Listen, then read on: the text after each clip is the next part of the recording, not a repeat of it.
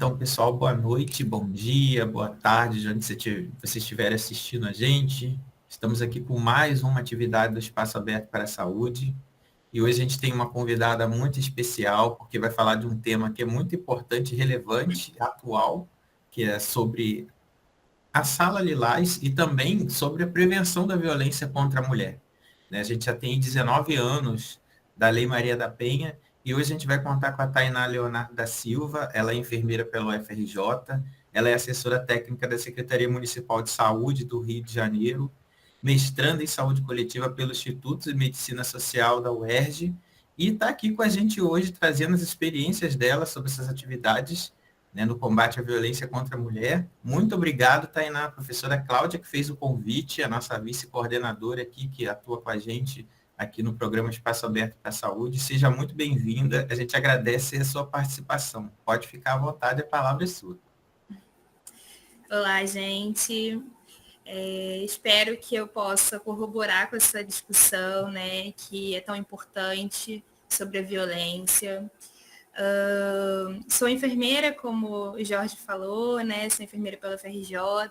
Sempre gosto de dar uma contextualizada de onde venho, para a gente conseguir, né, de alguma maneira, entender esse percurso, né, de onde a violência ela entra dentro da minha formação, né? Então, atualmente, eu sou assessora técnica na Secretaria Municipal de Saúde do Rio de Janeiro, dentro da coordenação dos ciclos de vida.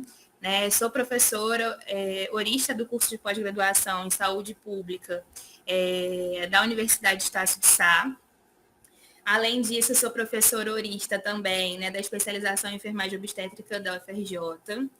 E daí eu passo, né, durante a residência que fiz em saúde da família e comunidade pelo programa da ICMS, por espaços que vi na pele, né, a questão da violência, onde passo dentro do sistema prisional do município, do estado, né, do Rio de Janeiro. Fui lá para Jericinó, atendi pessoas em privação de liberdade.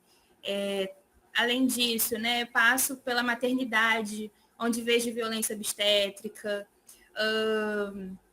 Passo pelo CAPS, pelo CAPSI, onde, mais uma vez, vejo muitas pessoas em situação de violência. Começo a fazer estudos sobre a temática no curso de especialização em equidade na gestão do trabalho, que é uma especialização pelo Ministério da Saúde. Hoje em dia, né, faço mestrado no IMS e também sou estudiosa da área no mestrado. Então, é uma honra estar aqui dividindo um pouquinho do meu conhecimento, fazendo essa troca de saberes, né? Porque eu acho que a gente aprende mais do que passa. Então, inicio aqui a minha apresentação falando um pouquinho. Acho que foi demais, espera aí. Trazendo os objetivos, né? Que é analisar os dados sobre a violência contra mulheres, né? Fazer algumas problematizações e implicações sobre alguns conceitos, discutir o papel da saúde, apresentar estratégias de cuidado, né? E fortalecer a articulação intersetorial. Tá bem? Então, dando um start na discussão, né, eu trago que as múltiplas formas de violência, né, elas estão enraizadas nas nossas estruturas sociais, econômicas e políticas, atravessadas por relações de poder, né, que se expressam em ações ou omissões de indivíduos, grupos, classes ou nações. Então, frequentemente, né, elas são impulsionadas por sistemas de opressão, como, né, o racismo, o machismo, a misoginia, a homofobia, o capacitismo, a desigualdade social, a transfobia, a xenofobia, entre outros. Eu vou trazer mais à frente, nos nossos dados, como isso tem tido uma grande implicação. Passando aqui para o nosso terceiro slide, eu trago como start também na nossa discussão a Política Nacional de Redução da Morbimortalidade por Acidentes e Violência, durante a década, né, de 1980, os óbitos por causas violentas, elas tiveram um aumento muito expressivo, muito significativo, né? Tornando-se a segunda maior causa de morte no Brasil, ficando atrás apenas das doenças cardiovasculares. Então, a partir dessa conjuntura, né, a questão da violência passou a ser considerada como um problema de saúde pública, sendo formalizada como tal nessa publicação, né, que é uma publicação de 2001,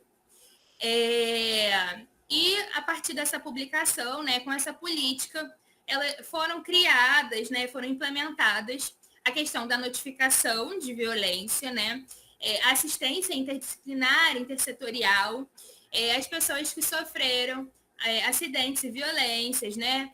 Além disso, a capacitação de profissionais da saúde, da educação, da assistência, né? A capacitação de recursos humanos, de profissionais, e o apoio ao desenvolvimento de estudos e pesquisas, tá? Então, a partir disso, né, com o reconhecimento, né, dos aspectos desse problema na sociedade, na saúde, nos direitos humanos, no âmbito econômico, a Organização Mundial da Saúde, né, a OMS, em 2002, ela traz uma definição de violência que é uma definição clássica que eu trago aqui para vocês, né? O uso intencional da força física, do poder real em ameaça contra si próprio, contra outra pessoa ou contra um grupo ou uma comunidade que resulte ou tenha grande possibilidade de resultar em lesão, morte, dano psicológico e deficiência de desenvolvimento ou privação. Então, essa é a nossa definição que a gente tem e é uma definição que ela é utilizada até os dias de hoje. Além disso, né, as múltiplas formas, né, de violência, elas estão enraizadas, como eu falei, e aí, acho que esse slide aqui, inclusive, tá duplicado, não tem problema. A gente passa ele.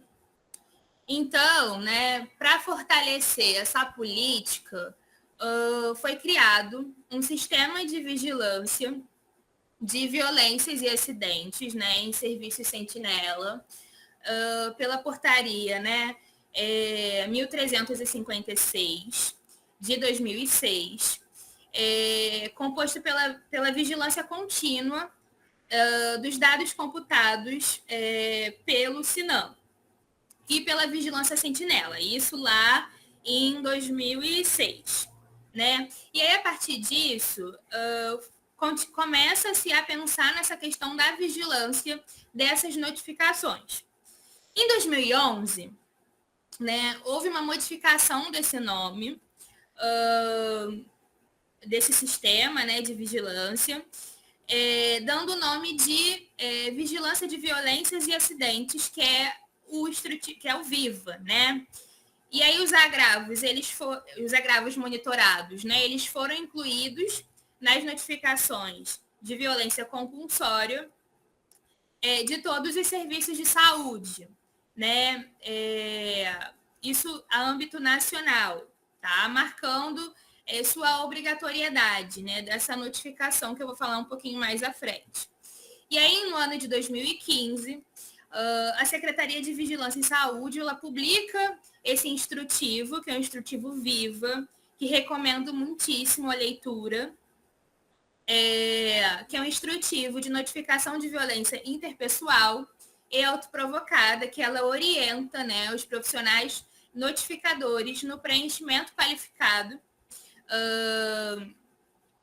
da ficha, né, da ficha de notificação, da ficha SINAM, favorecendo essa melhoria da coleta, né, que subsidia e ela avalia a implementação de políticas públicas, né, para redução de morbimortalidade por causas violentas. Eu sempre gosto de falar que a notificação de violência ela é um instrumento de garantia de direitos para aquela pessoa, né? É onde a gente vai dar nome, cor, raça, né? A gente vai dar um endereço para aquela pessoa que está em situação de violência e a gente vai conseguir construir políticas públicas, a gente vai conseguir, né, construir esse estudo, né, de onde está tendo mais incidência, mais prevalência, enfim, a gente consegue ter um leque de coisas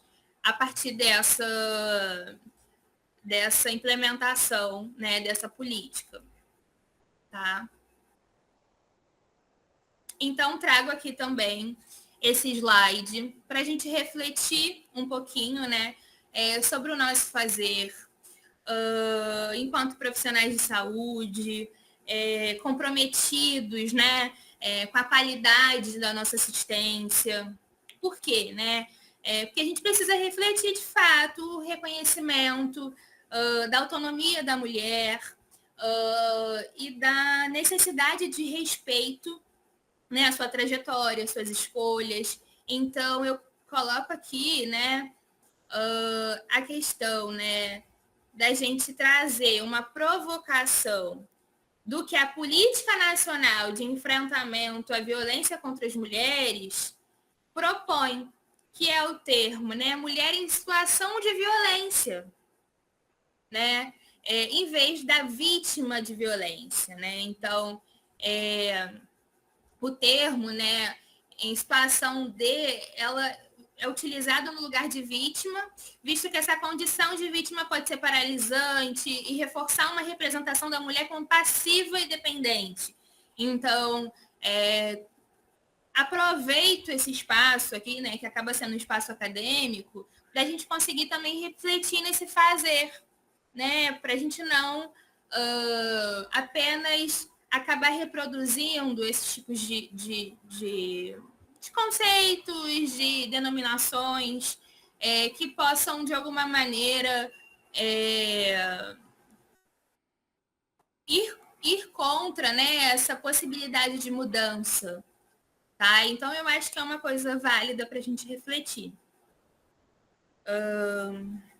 Trago aqui os dados epidemiológicos, né, sobre a distribuição das notificações de violência por sexo e ciclo de vida do município do Rio de Janeiro, no ano de 2024. Não trouxe de 2025 porque os dados não estariam fechados, então quis trazer um ano completo e trago o ano de 2024. A gente percebe, né, que quem está mais sofrendo violência hoje são as mulheres em idade entre 20 e 59 anos, né? 20% delas eram pretas, 47% pardas, somando ali 68% de mulheres negras, né? Então, esse é um dado muitíssimo importante para a gente refletir, né, sobre esse fazer, sobre esse cuidado, esse acolhimento que eu estou prestando a essa mulher. Além disso, trago, né, que as violências notificadas, né, em mulheres entre 20 e 59 anos, 68% delas eram de violências interpessoais, né? E aí trago esse número que é bem grande, né, que são 10 mil. E 32% de tentativas de suicídio e autoagressão. Então, é um número, a gente pensa 32%, né? Se a gente for pensar, 32% é baixo, talvez, mas se a gente for ver o N, 4.691 mulheres, né? Então, é algo que a gente precisa estar atento, né? Que a gente precisa refletir. A cada uma hora, né? Pelo menos uma violência interpessoal, né? É notificada contra a mulher, né? A cada 3 horas, uma tentativa, né, de suicídio, de autoagressão, é acometida, né, por uma mulher. Então, a gente precisa realmente ter esses dados, né, ter esse arcabouço teórico, metodológico, né, e de epidemiologia mesmo, para a gente poder pensar, né, que aquela mulher que a gente está atendendo é mais uma dentro desses 10 mil, né? Então, a gente precisa realmente inflexionar sobre a qualificação profissional, né? Sobre o cuidado antirracista, enfim. Sobre a questão dos agressores, né? O perfil do agressor na violência, né, interpessoal de mulheres entre 20 e 59 anos, ela tem, né, como a gente sabe, a maioria sendo do sexo masculino, com 76%. 66% eram de notificações de violência envolvendo, né, o parceiro íntimo. Então, dentro de parceiro íntimo, a gente inclui, né, os cônjuges, ex-cônjuges, namorados e ex-namorados, e 11% sendo de pessoas conhecidas, tá? Nesse quadro ao lado, a gente mostra, né, o número, né, separado. Ele não totaliza 100%, né, porque não sei se vocês já viram a folha da notificação, mas ela é um campo que a gente consegue preencher por mais de um campo, né? Então, por exemplo, eu consigo colocar que ele é cônjuge e ele é conhecido. Então, no nosso estudo epidemiológico, a gente não consegue fechar esses dados com 100%.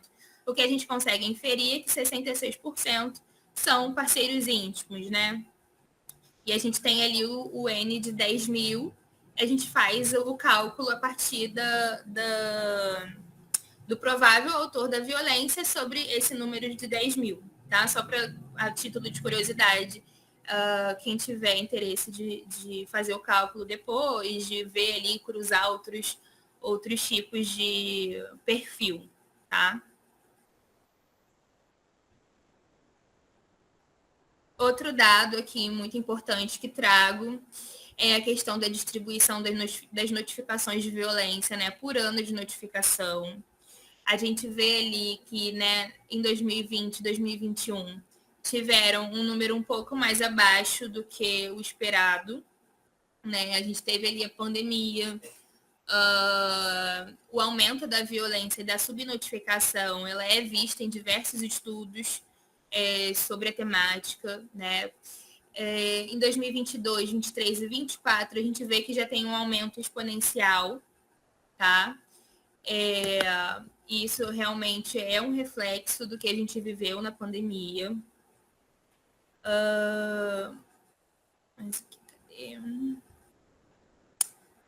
Trago aqui também as notificações de violência com os dados racializados, tá? É importante ressaltar o quanto que a população negra ela é afetada em todos os ciclos de vida, desde crianças, adolescentes, adultos. No total, também, a gente consegue ver que é um número muito elevado, né? Então, eu sempre gosto de frisar por conta do nosso fazer e do nosso acolhimento a essa pessoa, para a gente não ser instrumento de barreira de acesso. Né? Isso é muito importante da gente estar dizendo e redizendo e ratificando, porque são dados realmente muito agravantes, né? Então, começo agora falando um pouquinho sobre o cuidado na atenção às violências. E aí trago novamente, né, novamente sobre a questão de raça e gênero. Ainda que a definição, né, de violência ela traga, né, ela contemple formas de agressão física, psicológica e simbólica, ela não explicita né, de maneira contundente os mecanismos estruturais, né, que sustentam a violência na sociedade desigual, né, como o racismo institucional. Então, a partir dos dados, né, que eu trago, os dados alarmantes sobre a questão racial, né, eu trago algumas autoras para a gente poder pensar. E aí a gente coloca, né, Jurema Werneck, né, e Sueli Carneiro, que são autoras estudiosas da temática, né, de violência contra a mulher negra, que elas denunciam, né, de alguma maneira o racismo que atravessa, né, as instituições de forma silenciosa e persistente, né, produzindo efeitos letais sobre populações negras, né, e sobretudo mulheres. Né? E aí Werneck ela argumenta, né, que o sistema de saúde, né, ao não reconhecer essas desigualdades, né, como estruturais, naturaliza a exclusão, né, e reproduz padrões de cuidado marcados por omissão, negligência e por silenciamento. Então trago aqui, né, sobre o racismo, né, patriarcal que estrutura a exposição ao risco, à letalidade, ao acesso ao cuidado, com enfoque interseccional, né, que orienta o cuidado centrado na pessoa, a vigilância ativa, né, e a gestão equitativa. Então, a gente traz aqui um pouquinho, falando brevemente sobre o racismo, manejo e prevenção. Vai ficar gravado essa aula de hoje.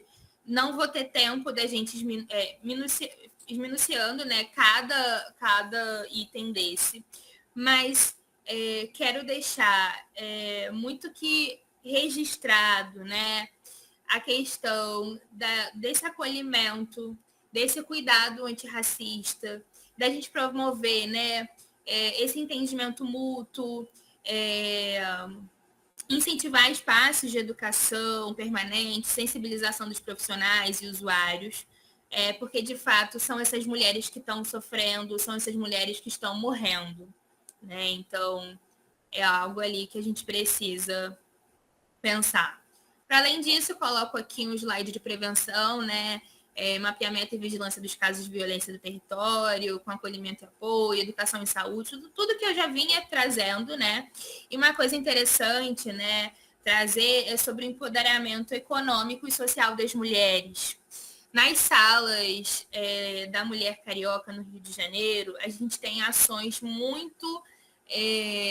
de muito sucesso a partir da Secretaria Municipal da Mulher, né? Então, a gente vê que tem sido feitas ações muito bem sucedidas de grupos de mulheres em situação de violência que têm tido a sua garantia de direitos assistida, tem tido um empoderamento, né, social, uma troca ali, né, entre as mulheres sobre suas vivências. A gente vê cursos, né, de miçanga, de trança de cabelo, a gente vê cursos, né, de sobrancelha, de unha, e isso é para além dos cursos, né, eu acho que é para essa troca, para esse reconhecimento, né, então eu acredito que a Secretaria da Mulher tem desenvolvido muitas ações nesse sentido. Alguns sinais de suspeição aqui que eu trago. E aí isso é no atendimento, né? A gente, enquanto enfermeiro, enquanto médico, enquanto equipe de saúde, enquanto equipe multi, dependendo da área, né? Então, trago aqui algumas perguntas, alguns sinais que a gente pode pensar, né? Então, mulheres com múltiplas queixas, sem causa clara, com sintomas, né, e dores que não têm nome, ISTs, principalmente em crianças. Já peguei casos, por exemplo, de dores abdominais que viraram, que o desfecho, né? A gente percebeu que era uma violência importante, então ficar atento a isso, né? Outros sinais importantes, né? Parceiro muito atento, controlador, né? Que reage se for separado da mulher. Então, eu acho que na atenção primária a gente tem uma tecnologia muito importante, que é o vínculo, falando sobre os sinais de suspeição, né? Nos casos de violência. Os casos de violência não vão chegar prontos para a gente, né? Não vai chegar igual uma demanda, né? De febre, não sei o quê. O caso de violência a gente vai precisar da questão do vínculo, da questão, né, de um ambiente acolhedor, de um ambiente, né, que propicie uma segurança para a pessoa, né? Então não vai chegar pronto. Então a gente precisa estar com o olhar treinado, né, para que esses sinais de suspeição, né, sejam como uma ferramenta de apoio para o nosso cuidado. Então, estava falando aqui sobre o parceiro, né? Um parceiro muito controlador, que reage muito se for separado, né, da mulher. Então, sempre ficar atento a isso. Trabalhar muito na questão da abordagem familiar, mas também na abordagem separada da mulher, né? Então, perceber lesões físicas também, que não se explicam por acidentes, é muito importante. Ferimentos, né, que não condizem com a explicação de como ocorreram. A gente não está aqui, né? Eu acho que é uma coisa também muito importante frisar, que a gente não está aqui enquanto profissional de saúde para ser CSI de ninguém, tá? Então a gente vai qualificar o que a mulher traz, né? A gente vai respeitar o que ela traz, a gente vai dar essa importância e dar uma legitimidade para o discurso que nos é apresentado, né?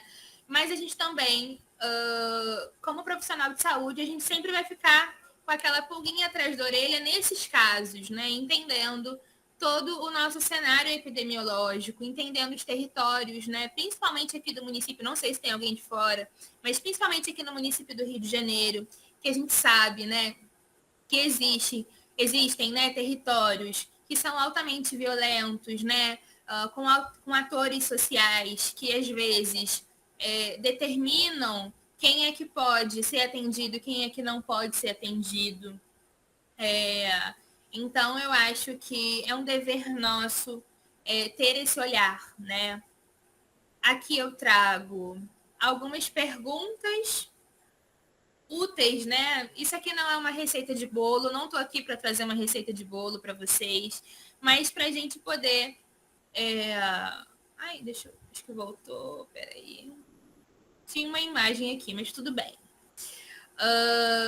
Perguntas úteis, né? Para a gente conseguir ter criatividade, porque eu acho que trabalhar com violência é ter um pouco de criatividade também, né?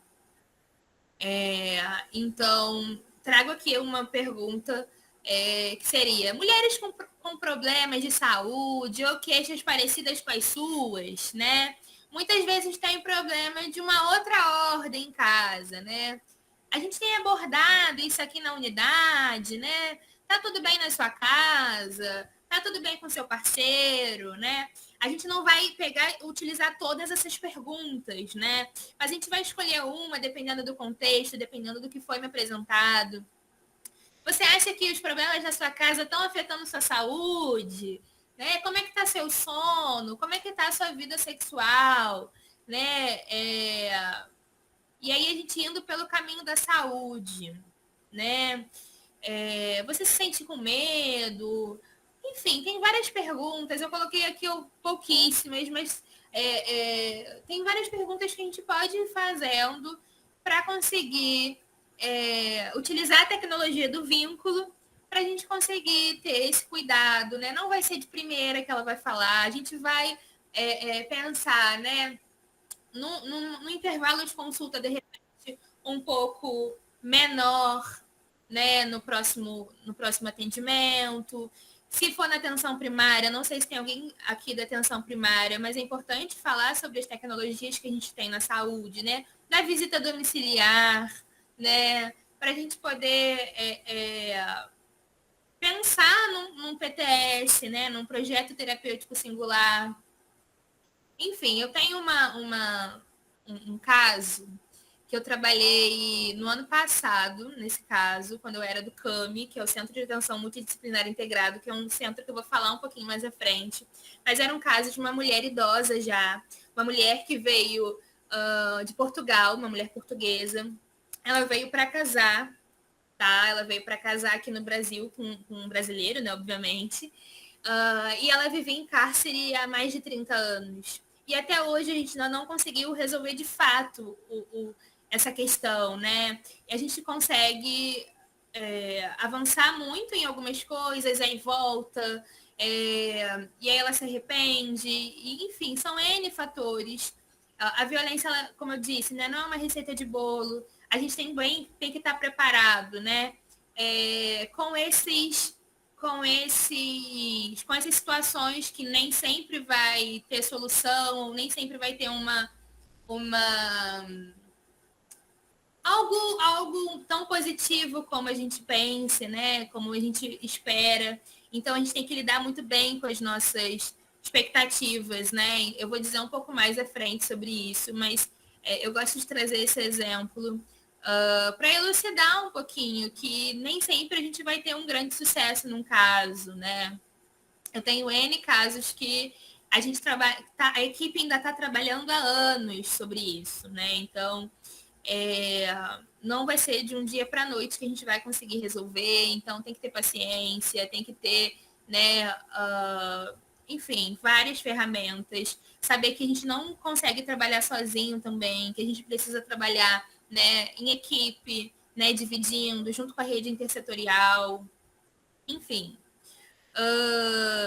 Aí eu trago aqui mais ou menos o que eu já tinha falado, né, sobre os princípios nessa abordagem. E aí eu trago exatamente, né, que os profissionais eles têm que estar conscientizados, né, dos impactos da violência também em si, né, sobre a nossa expectativa, sobre o impacto da violência que a gente sofre no território, enfim, o impacto da violência na nossa saúde mental enquanto profissional de saúde. Mas para além disso, a gente precisa trabalhar a questão do sigilo, da segurança, respeitar o tempo, né? Como eu falei do outro caso, o ritmo das decisões das pessoas.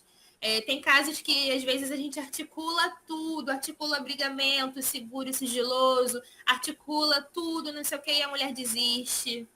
E a gente volta do zero novamente. E aí, enfim, são N coisas que a gente precisa estar preparado, né? E a intervenção, ela não pode provocar maior dano. Eu preciso pensar e refletir. Essa intervenção que eu estou pensando, essa intervenção que a gente está planejando junto, porque a mulher sempre tem que ter, né? Sempre tem que estar dentro dessa tomada de decisões. Mas essa decisão, essa intervenção aqui, ela vai provocar mais dano do que benefício? Isso a gente precisa pensar. Trago aqui a ficha de notificação, que eu falo lá no início, mas eu trago aqui mais ou menos como ela é fisicamente, tá? Não vou me atentá-la também por conta do tempo, senão eu vou ultrapassar. Falo aqui também sobre a profilaxia e prevenção na questão da violência sexual. E aí o atendimento humanizado, né? Ele é assegurado por lei. Existe um pacote de coisas que eu tenho que oferecer a essa mulher que está dentro dessa lei de 2013, dentro desse decreto, né? Que são... Eu vou mostrar mais à frente, mas só antecipando, né? Ela dispõe sobre esse atendimento obrigatório e integral das pessoas em situação de violência.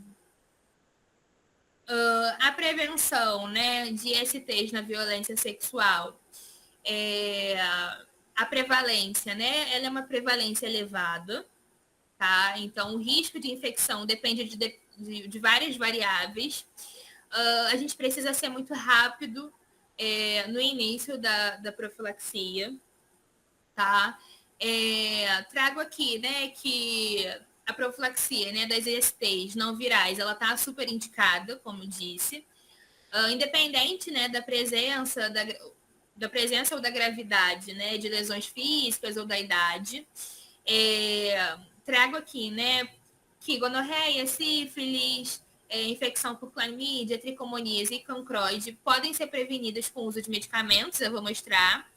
E algumas ISTs virais, como HSV e HPV, elas não têm uma profilaxia específica, né? Então, trago aqui esse quadro que é do PCDT, do Ministério da Saúde, recomendo fortemente a leitura, né? Porque ali tem um capítulo específico de violência sexual, que fala sobre todo esse arcabouço teórico da profilaxia. Então, na sífilis não, vou voltar aqui, né? Então, num caso de violência sexual, eu vou fazer esse pacote, né? Esse combo de medicações, né? Que seria a penicilina para sífilis, a ceftriaxona e a azitromicina para gonorreia. Ele tá junto aqui, né? Ceftriaxona mais azitromicina, porque o tratamento para gonorreia ele já é feito assim. Por quê? A azitromicina, ela já é para... A ceftriaxona, ela já é para gonorreia. Mas a gente faz o combo para a gente pensar também numa infecção por clamídia. Mas aqui está separado para não confundir, mas às vezes acaba gerando uma confusão. Então, eu faço a penicilina, a ceftriaxona, a azitromicina e o metronidazol para a tricomoníase. Tá? Além disso, a hepatite B, se a pessoa não for vacinada ou não tiver com o esquema completo, a gente faz a vacinação, né? Ou a completude da imunização. A infecção pelo HIV, né? Espero que todo mundo conheça o PEP. Quem não conhece, recomendo fortemente também estudar um pouquinho sobre ele, porque é muito importante nesse cuidado, que é uma profilaxia, né, para o HIV, a partir de medicamentos antirretrovirais, né, por 28 dias, para reduzir esse risco, né, de adquirir essa infecção. Então, o atendimento ele tem que ser rápido por conta disso, principalmente por conta do PEP. Tá? Então, nos casos que o atendimento forem até 72 horas, o PEP está indicado.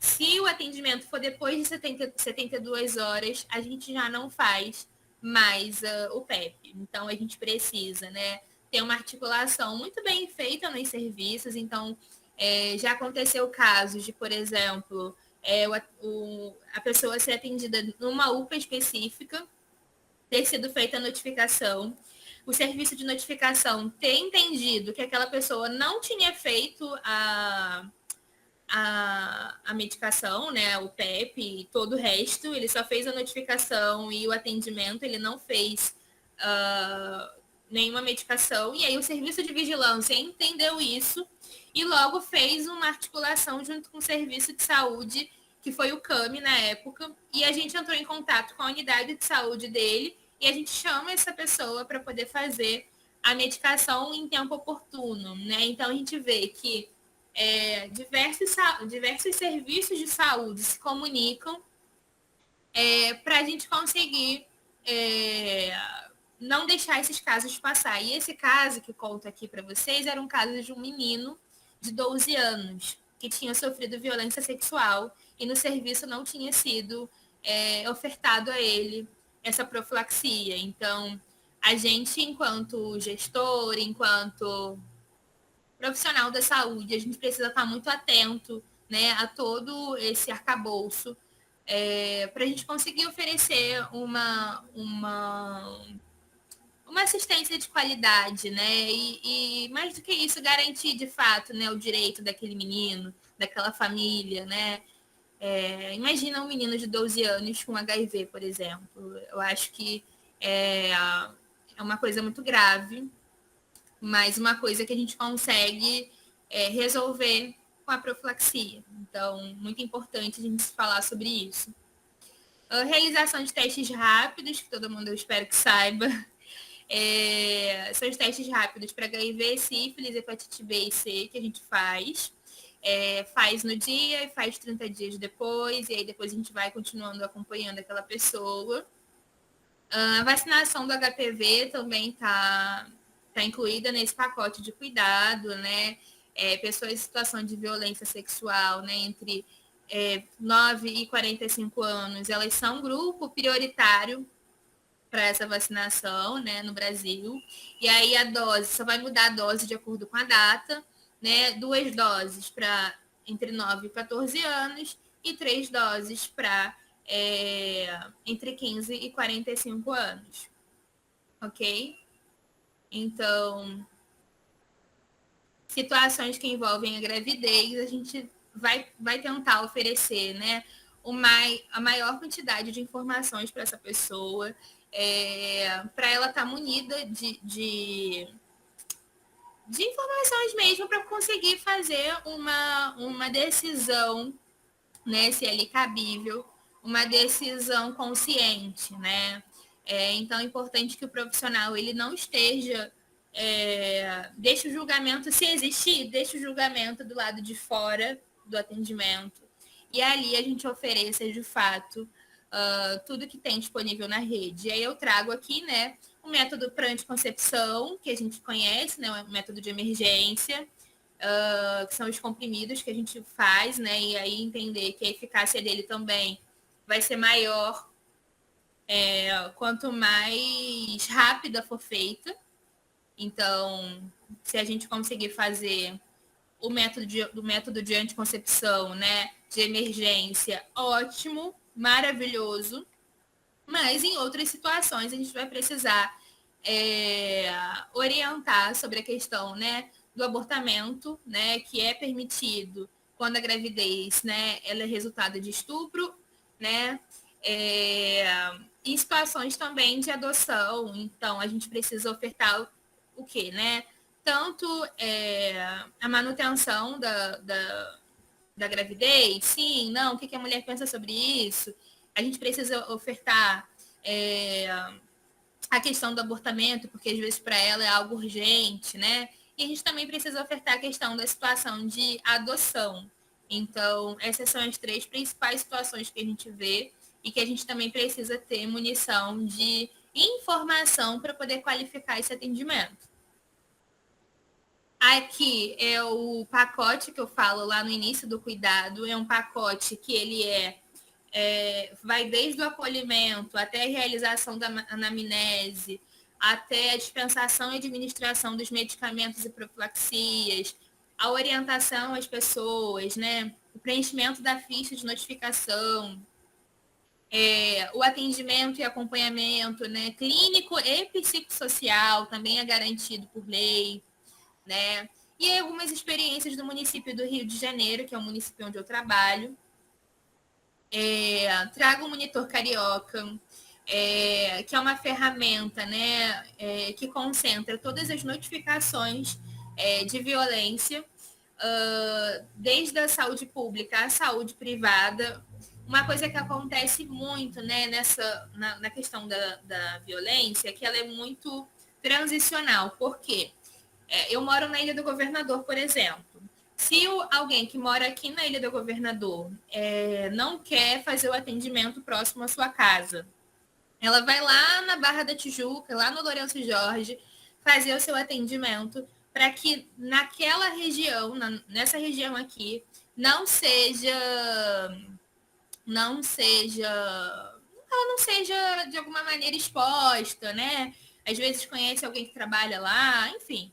Aí ela vai lá na Barra da Tijuca. E aí lá fazem a notificação de violência dela. Ela tem o seu cuidado garantido lá, faz a sua profilaxia e tudo mais. O Monitor Carioca vai mostrar para mim que chegou essa notificação e que ela fez o atendimento lá, que ela quer, não sei, quer sigilo sobre o atendimento. Então, esse Monitor Carioca vai mostrar para a enfermeira, né, para o médico da equipe de saúde da família dela aqui na Ilha do Governador, que ela fez esse percurso terapêutico, né, que foi sair da Ilha do Governador e retornar para sua residência com o cuidado realizado. Então, qual que é o nosso papel enquanto saúde? Tentar, de alguma maneira, ofertar saúde para ela.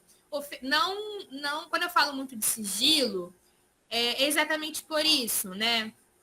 Que a gente tem uma ferramenta que é muito poderosa, que eu consigo fazer relatório, eu consigo fazer uma avaliação do meu processo de acolhimento em violência, mas eu também preciso ter o sigilo, porque se ela foi lá longe, ela não quer que esse cuidado seja revelado na sua comunidade. Então, a gente precisa ter muita ética, muito cuidado com essas informações, em como eu vou chegar, em como eu vou oferecer a questão da saúde, oferecer serviços, que eu vá oferecer, gente, uma consulta com dentista. Mas essa mulher precisa ser vista, ela precisa ser acompanhada de alguma maneira. Então, às vezes, a gente vai começando, né, oferecendo uma consulta com dentista, oferecendo um exame que ela precisa fazer. E aí a gente começa a entender, fazendo as perguntas, né? Nunca falando que a gente sabe da própria violência, né? Então, a gente vai fazer as perguntas que eu falo aqui, né? Então, são vários elementos que a gente vai utilizando dentro desse arcabouço de elementos, né? Aqui o monitor carioca, como é a visão dele, né? Como chega para a gente consegue fazer o filtro, enfim. O CAMI, né? Que é o serviço onde eu trabalhei por um tempo. É um serviço, né, integrado à atenção primária à saúde e ao grupo articulador regional, que fica dentro das CAPES, das áreas programáticas, né, do município do Rio de Janeiro. E aí é um serviço que ele tem vistas, né, o acolhimento, atendimento e continuidade, né, do cuidado dessas situações de violência, encaminhadas também pelos órgãos de direito, sistemas de justiça, unidade de saúde. É um canal direto, inclusive o Monitor Carioca é um canal direto da justiça com a gente, tá? Então, é algo muito inovador que a gente tem tido. Tem como objetivo, né, principal, a não revitimização da pessoa, como eu disse, né? Se ela foi atendida lá, eu não vou querer ouvir essa história novamente, querer tocar nesse assunto novamente com ela se ela não quiser. Então, eu não vou pegar a folha de notificação, chegar na casa dela e falar: ah, fulana, você foi lá no Lourenço Jorge fazer uma notificação? Não é assim que a gente pensa o cuidado, né? Então, é um atendimento muito sério, é um cuidado que a gente precisa levar com muita seriedade. Então, a gente também prioriza, né, a interlocução da PS, com a APS através de matriciamento, que é essa troca de saberes entre as unidades. Então, a gente faz também interconsulta, compartilhamento do cuidado, e mantém essa articulação com a rede intersetorial nessa perspectiva de integralidade do cuidado. Para além disso, né, eu trago aqui um mapa do CAMI. Hoje a gente tem cerca de 6 CAMIs no município do Rio de Janeiro. O CAMI que eu trabalhei foi o CAMI da 31, né, que pega ali Penha, Complexa da Penha, Bom Sucesso, enfim. E ali, eu na P31, eu cuidava, né, fazia esse cuidado e fazia o atendimento às 32 unidades da P31, né? Então, hoje a gente vê que tem um crescente de implantação do CAMI, ainda não é o que a gente quer, o interessante seria que a gente tivesse um CAMI por área programática. Mas só para contextualizar vocês, né, a construção dos CAMIs em determinadas áreas, né, por que tem na 3.1 e não tem na 3.2, por que não tem na 1.0? Foi porque foi feito um estudo epidemiológico em 2022 para entender como é que estavam as notificações de violência no município.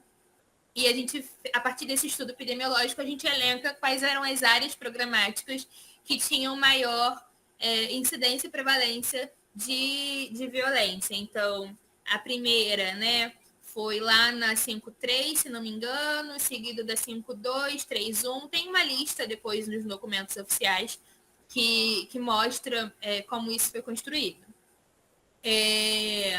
a composição da equipe, né? Tem uma assistente social, um psicólogo, uma enfermeira. O funcionamento da unidade do CAMI, né? É de segunda a sexta-feira, de 8 às 5. O CAMI ele fica dentro de uma unidade de saúde, mas fazendo o cuidado das unidades em si da AP, né? No caso da 31, onde eu tive a experiência, eu ficava dentro da Felipe Cardoso, que é uma clínica da família na Penha, mas fazia, né, o cuidado às 32 unidades da AP31. E assim ocorre nas outras APs também. Né? Ele não tem um perfil, né, de serviço de urgência e emergência, apesar de ter a demanda espontânea dentro da sua configuração. Tá? Inicia-se o trabalho do CAMI com crianças e adolescentes somente, porque na época tinham cerca de 60% das notificações em crianças e adolescentes, mas hoje a gente abre o leque, né? Desde que foi bem no início que a gente já abriu, para crianças, adolescentes e mulheres adultas, né? Em situação de violência sexual e física, e também a pessoa idosa e a população LGBTQIA+, tá? Aqui tem um breve histórico, assim, de como é a porta de entrada, né? Mas eu falei que pode ser pela unidade de atenção primária ou pelo sistema de justiça. Enfim, isso aqui tem nos sites oficiais da Secretaria Municipal de Saúde, tá? Eu trouxe mais para a gente conhecer. A Sala Lilás, né? Ela é um espaço de atendimento humanizado, também sigiloso para mulheres em situação de violência, tá? Oferecidos em diversos órgãos. Eu tenho a experiência da Sala Lilás lá do centro, tá? Que era dentro da... Era não, né? É dentro do prédio do IML. E a gente para e pensa, né? Um prédio tão gélido, né? Um prédio da polícia, e a mulher entrando ali em situação de violência, como aquilo, né? Como era antes de ter a Sala Lilás e os nossos avanços dentro desse cuidado, né?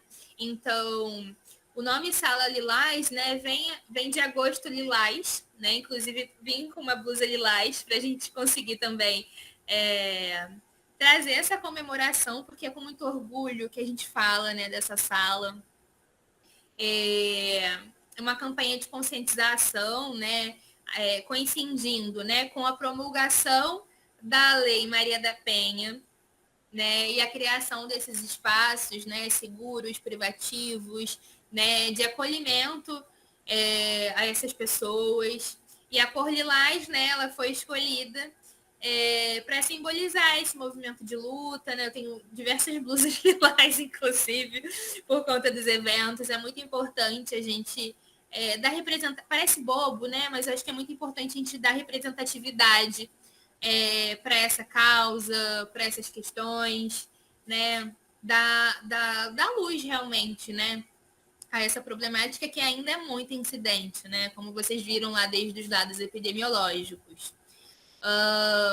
Trago aqui também, né, alguns órgãos de garantia de direitos de justiça, também ligados à Secretaria Municipal da Mulher, né, pessoas, né, que estejam em risco iminente de morte, necessidade de proteção imediata. A gente precisa informar, ter isso no nosso drive, ou ter isso, sei lá, no nosso computador do atendimento, para a gente conseguir informar essa mulher, né? Ou às vezes até dando um Google, anotando só os nomes que a gente tem, né? Eu acho que já é de suma importância, né? Porque a mulher saber que ela tem direito a um abrigo seguro, sigiloso, né? Que pode acolhê-la, né? Inclusive com seus filhos, né? Até 14 anos de idade, né? Então, a gente precisa estar instrumentalizado dessas informações. E aí o acesso, né, esse abrigo através, né, de encaminhamentos especializados, né, dos serviços especializados, que é o CEAM, e aí tem CEAM lá no centro, né, em Santa Cruz, porque também foi feito um estudo epidemiológico na época da institucionalização do CEAM, de que em Santa Cruz tinha uma alta incidência de violência contra a mulher, Então, tudo é muito pensado, sabe? A criação da sala lilás, a criação do CAMI, a criação dos órgãos, né, dos serviços de proteção à mulher, eles são todos pensados de forma estratégica. Mas aí você pensa, por que em Santa Cruz? Por que não sei aonde? Então, assim, aí a gente ainda tem muito que avançar, mas hoje eu consigo dizer que os avanços que a gente teve de 2, 3, 4 anos atrás já são muito significativos nessa proteção. Então, só para terminar aqui, né? Para além do CEAM, né, que são serviços especializados, a gente tem também, né, os CREAs das áreas de planejamento. A gente tem, né, o Conselho Tutelar, que também é um elemento, né, ali, uma instituição que está ali com a gente nesse contexto. Para além disso, né, a gente tem o Sejo Vida, que é um plantão noturno. Ou seja, se o CEAM ele funciona, né, de 9 às 5, o Sejo Vida ele vai funcionar de 6 da tarde às 11 horas da manhã. Então, eu tenho um caso de uma mulher que precisa de um abrigamento sigiloso. Agora, são 7h02 da noite. Eu vou encaminhá-la, eu vou entrar em contato, né, com esse telefone do Sejo Vida, e eles atendem, porque eu já precisei para algumas usuárias que eu atendi. E aí a gente vai conseguir articular dessa maneira o cuidado dessa mulher, né? E é isso, gente. Eu fui no meu tempo certinho. Peguei 2 minutinhos a mais. Eu treinei, tá? Não, mas está ótimo. A professora Cláudia está aí para trazer alguma contribuição. Cláudia, a gente está no tempo. Está no tempo. Oi, Tainá, prazer, tudo bem? Tudo que bom que você pôde estar conosco. Um prazer conhecer a senhora. Senhora não, pelo amor de Deus, estou usando alguns cremes aqui para tentar, né, Jorge? No início eu falei, Cláudia, que você estava numa banca, que você tinha convidado a Tainá, e falei da importância desse tema. Deixei aqui, caso tivesse perguntas, a gente caiu, né? Teve um problema, né? Sim. Mas, enfim, aí se você quiser fazer alguma contribuição... Eu queria até conversar com a Tainá um pensamento que eu tive aqui, que eu queria saber, em relação a esse fluxo, Tainá, dentro do Rio de Janeiro, né? Eu sei que existe 2 momentos de atenção, a estadual e a municipal. E conversam, Tainá, essas estruturas de atendimento, sejam na primeira instância em maternidades de violência sexual ou violência física em emergências, com o Estado e o município, isso é uma garantia? Como é que funciona essa questão? Há um tempo atrás. Pode falar. Eu sei que tem a Patrulha Maria da Penha também em apoio. Nós temos, então, porque os nomes são diferentes, né? Nós temos a Sala Lilás e a do Estado tem o nome de... A do Estado... O Estado é um outro nome, tá? Então, queria saber como é que está essa conversa. Essa mulher, ela tem a especificidade do território, ou se ela estiver lá em Queimados, vier para Copacabana trabalhar e acontecer a violência aqui, isso é uma conversa que é possível. Como é que é isso? É uma conversa possível.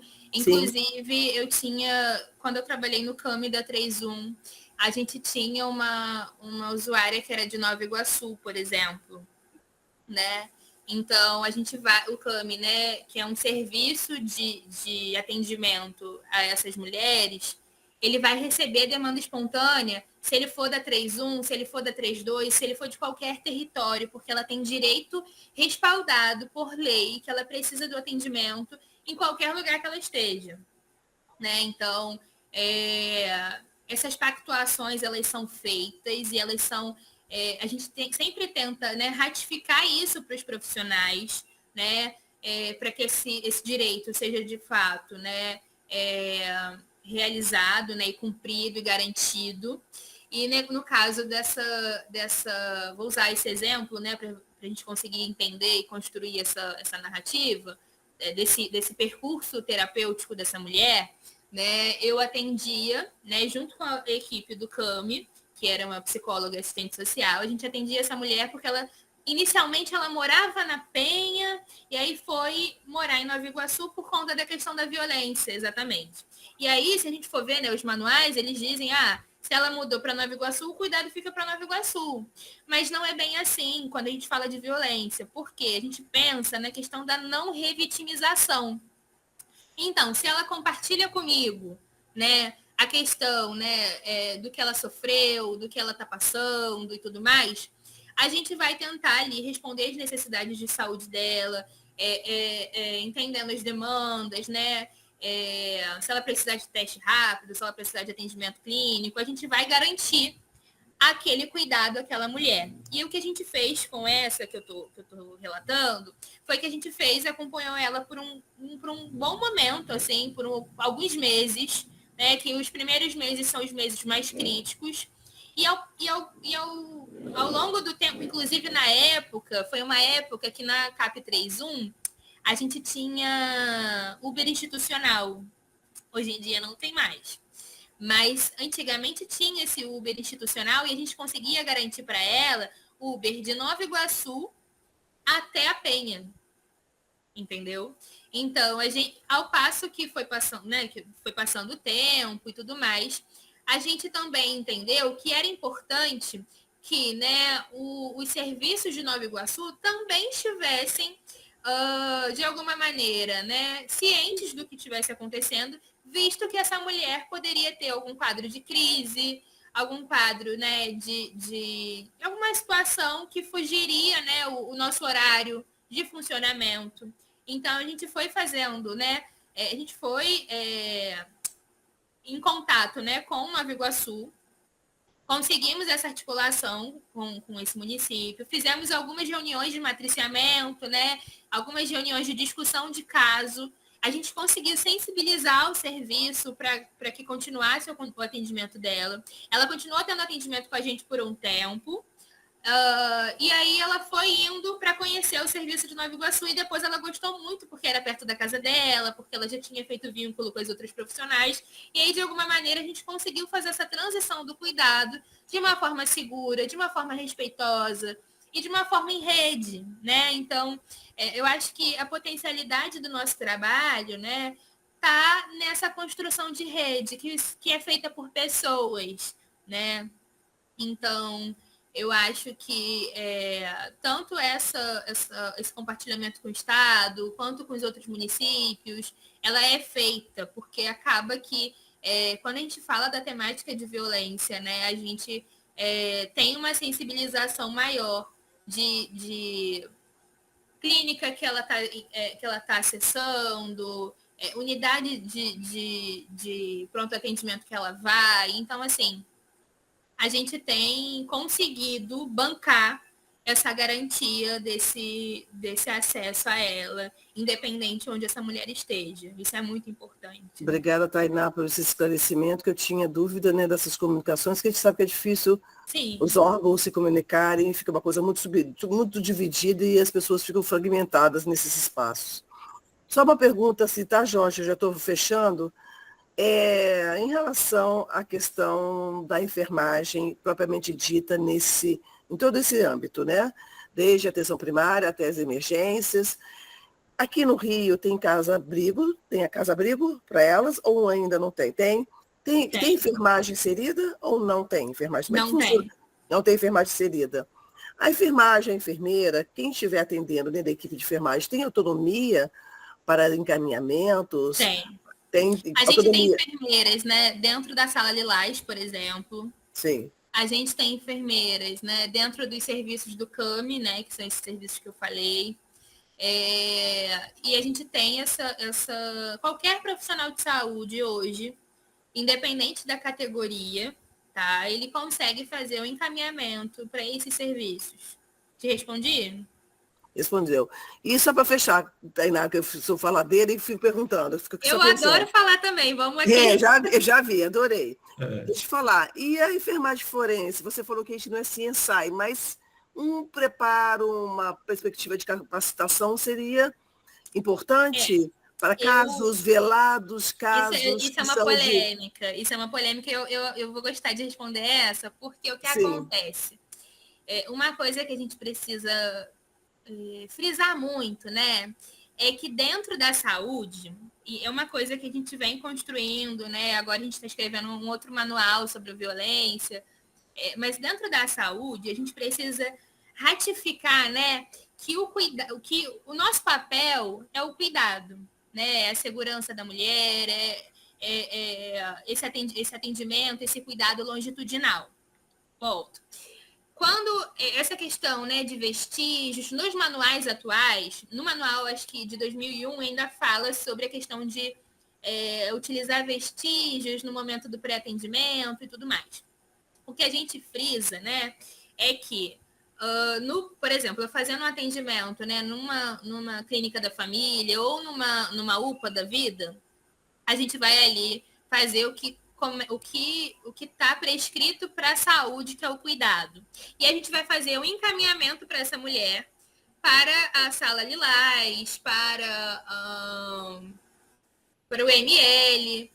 A sala Lilás, lá na sala Lilás, inclusive, a enfermeira ela vai fazer também um acolhimento em saúde, né, de entendimento de demanda, de articulação também com um grupo articulador regional da área de moradia dessa pessoa. Mas só hoje, quem faz, né, esse trabalho, né, de vestígios, esse trabalho de coletar provas materiais, é o médico perito, que são os médicos que são concursados da Polícia Civil, tá? Então, não tem nem enfermeiro nessa área. Concordo que, de alguma maneira, poderia ter enfermeiros forenses, que hoje a gente está vendo que o nosso campo está aumentando. Sim, sim. Inclusive, tem um grande amigo que fala sobre isso, que é o Davi Depré, não sei se vocês conhecem. Ele atualmente agora é professor lá na Unirio. Sim. Um grande amigo meu, militante também como eu. E ele fala muito sobre isso, ele estuda, né? Ele é um grande estudioso sobre essa área. E eu concordo muito, né, contigo nesse sentido de que seria importante, né? Porque eu acho que o enfermeiro ele tem uma visão muito mais humanizada, né, desse contexto. E ele é um agente realmente da assistência com cuidado, né? Enfim, são N situações, mas hoje a gente não tem esse papel na saúde, né? De investigar, de saber quem foi. Isso é uma coisa que eu falava muito nos matriciamentos. Se a mulher falou que foi X, a gente não vai ficar perguntando se foi X ou Y. Não é até uma questão mesmo de mulheres que são que têm recidivas em emergências, poliqueixosas, chorosas, melancólicas, que vão com uma dor subjetiva e às vezes tem a violência por trás, e quando você tem uma certa capacitação de observação, você muda até essa realidade. É isso, nesse Não, sentido. Eu concordo com você que mudaria esse desfecho de fato. Sim. Mas hoje a gente não tem nem amparo legal para esse tipo de prática. Inclusive as salas do CAAC, né? Eu não lembro agora o nome da sigla. Posso pesquisar aqui que eu esqueci. Mas que são salas, né, dentro Centro de Atendimento a Adolescente e a Criança, que ficam dentro de hospitais que vão ser criados, ainda está em fase, né, inauguraram, mas ainda faltou alguns elementos para inauguração, ainda não está funcionando de fato. Mas em breve vai funcionar o CAAC, e lá o profissional de saúde vai receber essa pessoa, o enfermeiro, o médico, vai fazer o cuidado, e quem vai fazer a escuta protegida da criança é o policial, treinado para isso. A gente sempre está nesse lugar ali de cuidado, realmente, de não coleta de vestígios ainda. Não sei se daqui para frente vai ter, mas o cenário que a gente tem hoje dentro do município do estado do Rio de Janeiro é esse. Obrigada, Tainá, pela presença, pela disponibilidade, pelo conhecimento e pela possibilidade de estar aqui trazendo essa temática nesse mês de sensibilização, né, e de chamada de atenção social sobre a importância de um tema de saúde pública, de risco, né, aumentando a cada dia. Até eu comentei que aqui no meu prédio, né, agora está colado no meu elevador, que todo condomínio é obrigatório fazer comunicação de violência, que é uma leitura nova, né, dentro do Rio de Janeiro, que é a participação social. Sim, mulher que sofre, todo mundo mete a colher, não é igual na minha geração, todo mundo tem que meter a colher. Obrigada, Tainá. Jorge. Imagina, agradeço muito pelo convite. A gente Espero que que tenha agradece. corroborado aí para esse conhecimento. Fico à disposição para novos encontros, dúvidas. A gente fica muito feliz com a sua contribuição, Tainá, a mestranda aí, especialista em saúde da família e da comunidade. Espero que vocês tenham gostado. Caso tenha alguma dúvida que a gente não conseguiu falar aqui, deixa nos comentários do vídeo, que depois a gente passa para a Tainá para ela poder responder. A professora Cláudia também, que é especialista da área. A professora Cláudia é de saúde da mulher, eu sou de saúde coletiva. E espero que eu sou dos dois ali, um pouquinho de cada. Muito bom. Agradeço então, pessoal. Não esqueçam de assinar a lista de presença aí. E boa noite para todos e espero que tenham gostado, tá? Muito obrigado. Obrigada, gente. Boa noite. Tchau, tchau. Tchau, tchau.